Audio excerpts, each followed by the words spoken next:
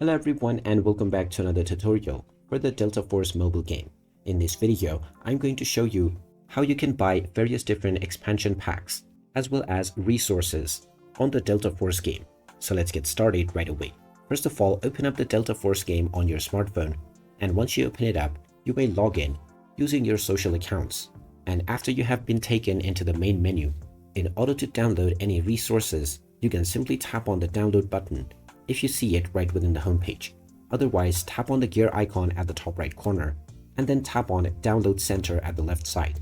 You can now choose to download various different characters as well as items and vehicles. You can browse over all of the materials that are on offer and just tap on the download button for any pack that you wish to download. This will now begin the download of this pack right away.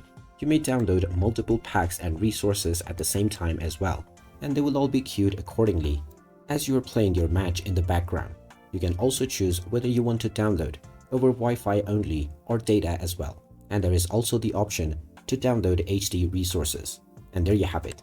That is how easy it is to download various different resources and expansion packs on the Delta Force game. If you find this video helpful, don't forget to hit that like button and subscribe to our channel for more useful tips and tutorials. Thanks for watching, and I'll see you again in the next one.